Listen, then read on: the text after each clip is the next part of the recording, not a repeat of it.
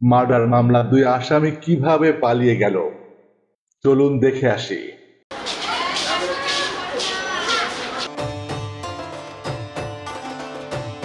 ঝিনাইদহের কালীগঞ্জে ব্যবসায়ী হত্যা মামলায় 2 জনের যাবজ্জীবন কারাদণ্ড দিয়েছে আদালত। বিকেলে জেলা দায়রা জজ এস এম সাইফুল ইসলাম এর দণ্ডাদেশ প্রদান করেন।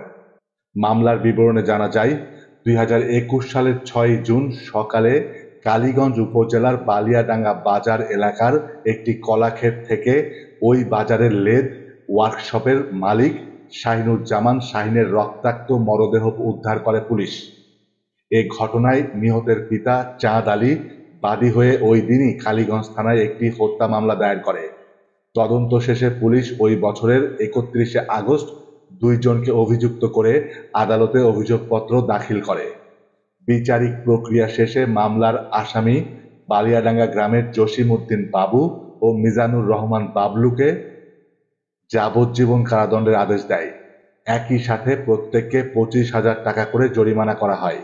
রায়ের সময় ওই 2 আসামি আদালতে উপস্থিত ছিল। পরে তাদেরকে কারাগারে পাঠানো হয়।